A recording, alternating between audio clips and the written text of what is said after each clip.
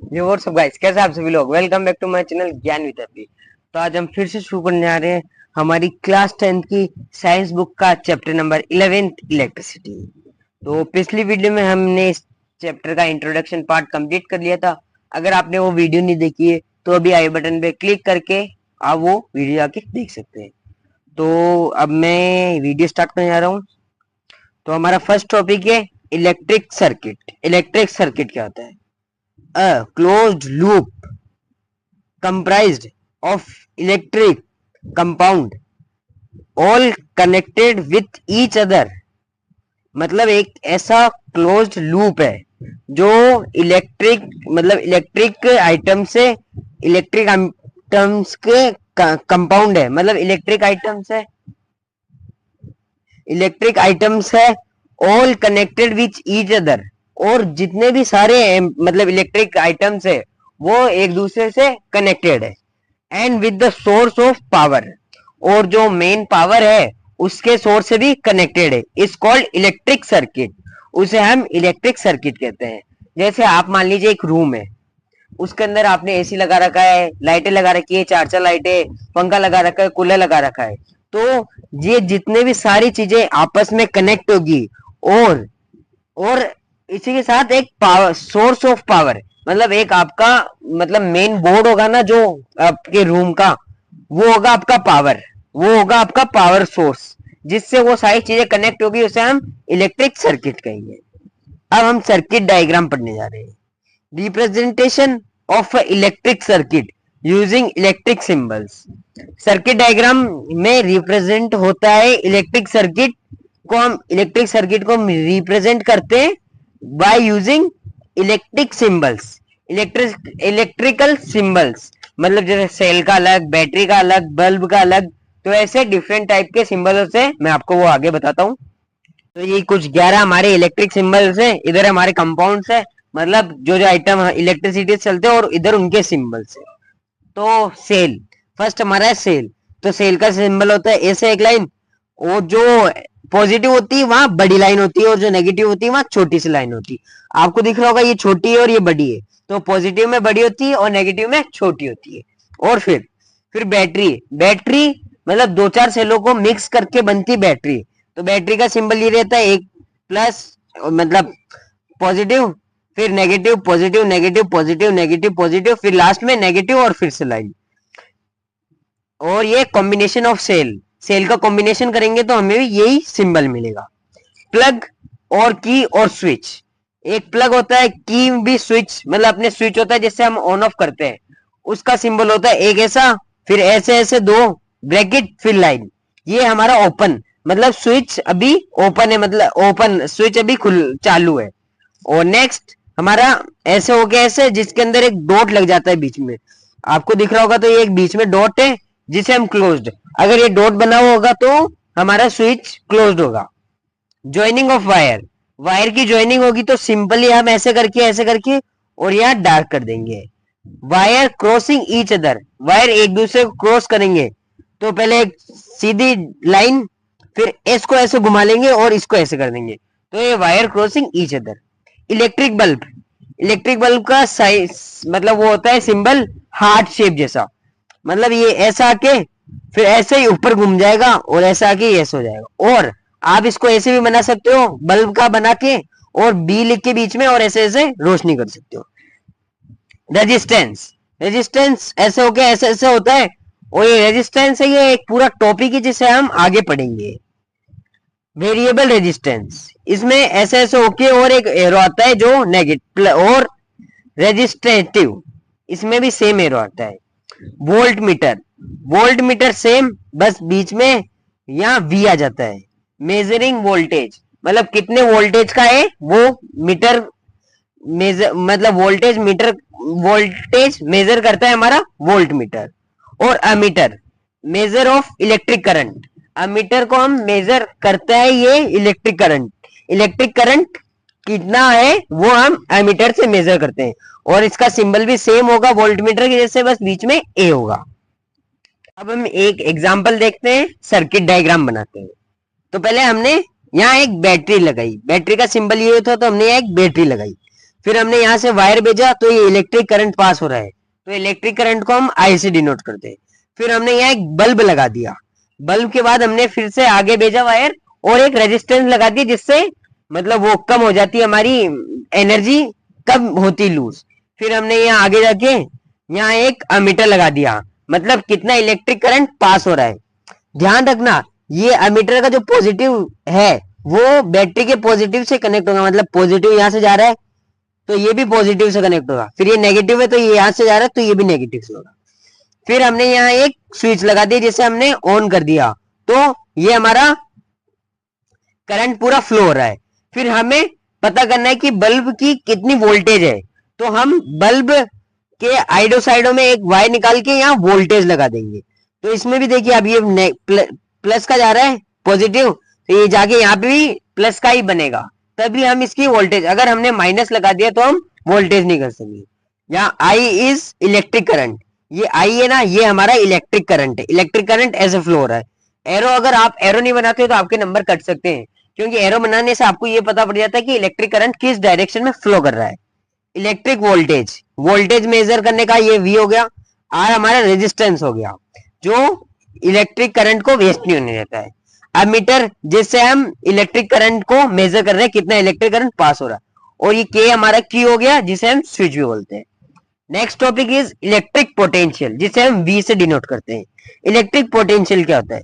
To bring a unit positive charge मतलब Q for initial to certain point, एक unit है positive charge की, उसे इनिशियल पे है वो, उसे एक हमें सर्टेन पॉइंट पे लाएंगे, then work done by the charge is called electric current, और जो वर्क डन होगा उस चार्ज से वो उसे हम इलेक्ट्रिक पोटेंशियल कहेंगे ऑफ दैट पॉइंट, उस पॉइंट का इलेक्ट्रिक पोटेंशियल कहेंगे। It is represented by VA, इसे हम VA से भी रिप्रेजेंटेट करते हैं। तो हम इलेक्ट्रिक पोटेंशियल का फॉर्मूला देखेंगे, तो electric potential equals to work done by charge upon charge, मतलब कितना वर्क डन करा है चार्ज ने और चार्ज। तो इलेक्ट्रिक पोटेंशियल को हम VS से डिनोट करते हैं, वर्क डन मतलब W और चार्ज को हम Q से करते हैं, तो VA equals to W upon Q हमारा इलेक्ट्रिक पोटेंशियल का फॉर्मूला बन जाएगा। ऐसा unit of electric potential is volt, जो ऐसा यूनिट है इलेक्ट्रिक पोटेंशियल की वो है volt, and it is a scalar quantity, और इलेक्ट्रिक पोटेंशियल हमारा स्केलर क्वांटिटी है। Next topic is electric potential difference. Electric potential difference क्या होता है? The difference of electric potential between two point is called electric potential difference. वो difference electric potential between two points, मतलब वो difference जो एक point से दूसरे पॉइंट के बीच में जो डिफरेंस आता है इलेक्ट्रिक पोटेंशियल का, उसे हम इलेक्ट्रिक पोटेंशियल डिफरेंस कहते हैं। अब इसका फॉर्मूला देखते हैं हम क्या है। इलेक्ट्रिक पोटेंशियल डिफरेंस का हमारा फॉर्मूला है V equals to VA minus V, मतलब A हमारा एक पॉइंट है और B हमारा दूसरा पॉइंट है, तो बड़े पॉइंट को छोटे पॉइंट में से माइनस करेंगे तो we get electric potential difference. Here V is electric potential difference. VA is potential of point A and B is potential of point B. तो हमारा इलेक्ट्रिक पोटेंशियल का फॉर्मूला है V equals to W upon Q, तो हम यहाँ A रख देंगे, so V equals to WA upon Q minus WB upon Q, तो ये हमारा Q हमारा कॉमन आ गया, तो V equals to WA minus QB upon WB upon Q, तो हमारा VA आ जाएगा, तो W हम इनमें कॉमन ले लेंगे, तो हमारा इलेक्ट्रिक पोटेंशियल डिफरेंस आ जाएगा WA plus B upon Q, मतलब V equals to WAQ AB upon Q। In a electric current, circuit current is always flow from higher potential end to the lower potential end, मतलब electric circuit current में हमेशा current flow होगा higher potential के end से लेकर lower potential के and तक। अब हम दो क्वेश्चन करेंगे। How much work is done in moving a charge of 2 coulomb across 2 point having a potential difference 12 volt, कितना वर्क डन होगा अगर two coulomb charge across 2 point, 2 point से अक्रॉस होंगे हैविंग अ पोटेंशियल डिफरेंस, और उसका potential difference होगा 12 volt. तो हम इसमें फॉर्मूला आएंगे V equals to Q upon W upon Q। तो हमने यहाँ W A और B इसलिए नहीं लिया क्योंकि हमें पोटेंशियल डिफरेंस पहले से पता है, तो हमें वर्क डन फाइंड करना है। तो हम इस W को उधर भेज देंगे और V को इधर भेज देंगे, तो W equals to V Q हो जाएगा, V मल्टीप्लाई बाई Q। हमें V गिवन है 12 और यहाँ Q गिवन है हम 2 कॉलम और V गिवन है हमें 12 वोल्ट।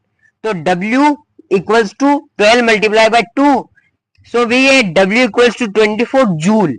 जूल हमारी वर्क की ऐसा यूनिट है। Next question, what does it meant by the potential difference across 2 point is 1 volt. क्या होगा, मतलब क्या होगा जब दो potential difference across 2 point is 1, potential difference 2 point का 1 वोल्ट होगा। इसका solution we know V equals to W upon Q। हमारा V W अपॉन Q होता है। If W is 1 joule and Q is also 1 column, मतलब W work हमारा 1 joule है और करंट भी हमारा 1 कॉलम है, सो हमारा V मतलब पोटेंशियल डिफरेंस हो जाएगा 1 upon 1 equals to 1 volt. Therefore unit work done by unit charge is 1 volt. अगर वर्क डन और करंट की यूनिट मतलब चार्ज की यूनिट अगर सेम होगी तो हमारा पोटेंशियल डिफरेंस आएगा 1। अब हम पढ़ेंगे एक ओम्स लॉ।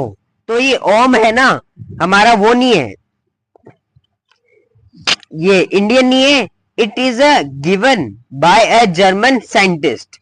ये ओम्स लॉ जर्मन साइंटिस्ट के द्वारा दिया गया है, जिसका नाम है जॉर्ज सिमन ओम, और ओम इसका सरनेम है, तो इसने ओम्स लॉ बना दिया। It explains the relation between electric potential and electric current. Ohm's law हमें बताता है कि क्या रिलेशन है V और I, मतलब V हमारा इलेक्ट्रिक पोटेंशियल और I हमारा इलेक्ट्रिक करंट, इन दोनों के बीच का रिलेशन हमें बताता है ओम्स लॉ। ओम ने एक एक्सपेरिमेंट करा, उसने इलेक्ट्रिक पोटेंशियल लिया हमारा 10 वोल्ट और इलेक्ट्रिक करंट लिया।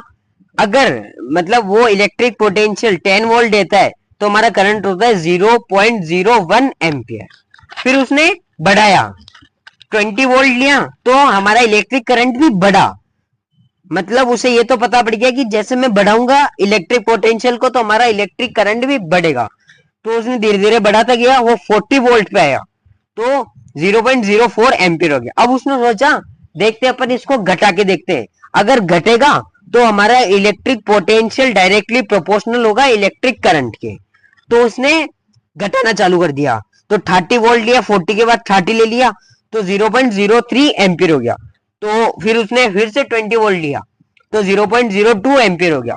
फिर उसने 0 वोल्ट लिया तो करंट भी 0 एम्पियर हो गया।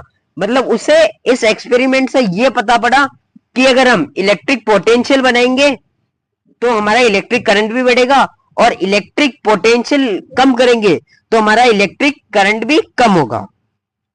He conclude when he increase electric potential then electric current will also increase। उसने ये फाइंड करा कि जब वो इलेक्ट्रिक करंट बढ़ाता है तो इलेक्ट्रिक पोटेंशियल बढ़ाता है तो इलेक्ट्रिक करंट बढ़ता है। When he decrease electric potential then electric current will also decrease। जब उसने इलेक्ट्रिक पोटेंशियल को कम करा तो उसका इलेक्ट्रिक करंट भी कम हुआ। सो उसे ये पता पड़ा कि हमारा जो इलेक्ट्रिक पोटेंशियल है वो डायरेक्टली प्रोपोर्शनल है हमारे इलेक्ट्रिक करंट के। सो ओम ने ये कंक्लूड करा कि हमारा V is directly proportional to I, मतलब हमारा electric current directly electric potential directly proportional है इलेक्ट्रिक करंट के। अब उसका स्टेटमेंट क्या है, if we constant the physical parameter like length across sector area temperature material of a conductor then the potential difference across the conductor is directly proportional to the current flowing through it। अगर हम एक किसी भी मतलब physical parameter, मतलब physical जैसे length, across sector, area, temperature, material को अगर हम चेंज नहीं करते और हम दो डिफरेंस पोटेंशियल डिफरेंस को मेजर करते हैं तो the conductor is directly proportional to the current flowing through it. So जो कंडक्टर होगा वो डायरेक्टली प्रोपोर्शनल होगा उस करंट के जो फ्लो हो रहा है। तो हमारा V is directly proportional to I है, तो we can write V is IR। R potential constant called resistance. मैंने आपको बताया था रेजिस्टेंस का एक पूरा आएगा, तो वो यही अब आने वाला है, लेकिन हम उसे नेक्स्ट वीडियो में करेंगे। तो यह I है डायरेक्टली प्रोपोर्शनल, जिसे हम रेजिस्टेंस कहते हैं। और R equals to V upon I, और हम R को resistance equals to electric potential upon electric current भी कर सकते हैं। और R equals to V upon T की ऐसा यूनिट है ओम, ऐसा unit is ohm and symbol is this. ये सिंबल बिल्कुल बल्ब की तरह है, लेकिन बल्ब में यहाँ बीच में एक वो आता है, अगर आपने बीच में वो कर दिया तो ये बल्ब हो जाएगा। Here V equals to IR और I इक्वल्स टू VR और R equals to VI। Graph between V and I और V के बीच का ग्राफ। तो ये ग्राफ हमेशा स्ट्रेट लाइन और लीनियर, मतलब ग्राफ हमेशा स्ट्रेट लाइन में होगा या ऐसे लीनियर होगा, कभी ऐसे ऊपर नीचे नहीं होगा।